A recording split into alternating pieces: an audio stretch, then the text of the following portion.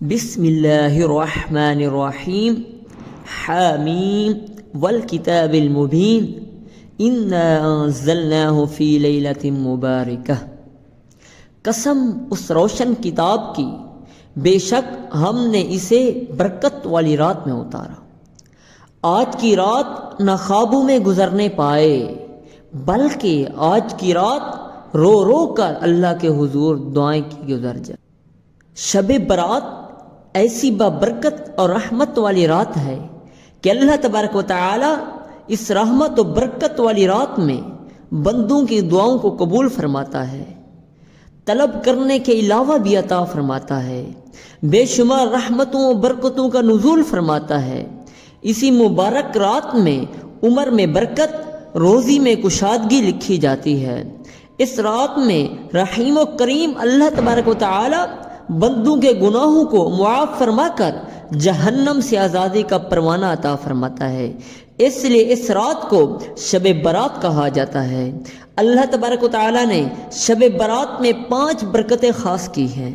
پہلی برکت تقسیم امور کی ہے، اور دوسری برکت نزول رحمت کی ہے، تیسری برکت فیضان بخشش کی ہے، چوتھی برکت قبول شفاعت کی ہے، اور 5ویں برکت فضیلت عبادت کی ہے۔ حضرت عبداللہ بن عباس رضی اللہ تعالی عنہما نے تقسیم امور یعنی کام بانٹنے کا مطلب یہ بیان فرمایا کہ سال بھر میں جو کچھ ہوگا وہ سب لوح محفوظ میں لکھ دیا جاتا ہے۔ رزق، موت، حیات، بارش، یہاں تک کہ یہ بھی لکھ دیا جاتا ہے فلاں فلاں شخص حج کرے گا۔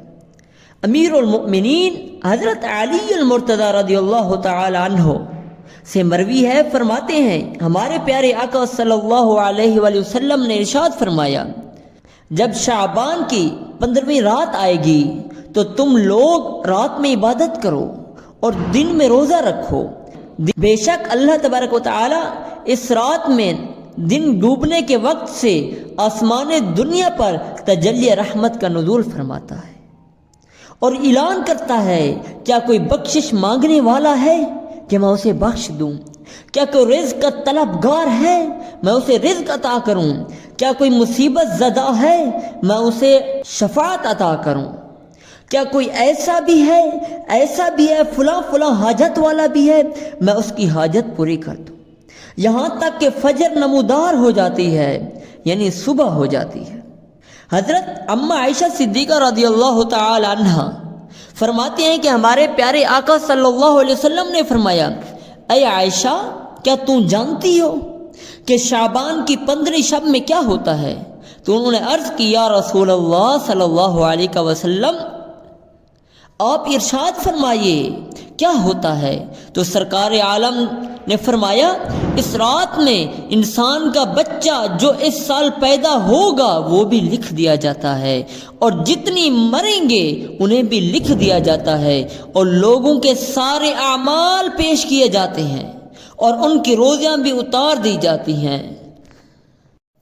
شب برات ایک ایسی برکت والی رات ہے کہ ہمارے پیارے رب اللہ تبارک و تعالی دن ڈوبنے کے بعد سے ہی بے شمار رحمتیں دنیا والوں پر نازل فرماتا ہے، اور بے حساب روزی ان کے لیے لکھ دیتا ہے، اور بے شمار لوگوں کی بخشش فرما دیتا ہے، اور ان گنت لوگوں کو بلاؤں اور مصیبتوں اور بیماریوں سے محفوظ فرماتا ہے۔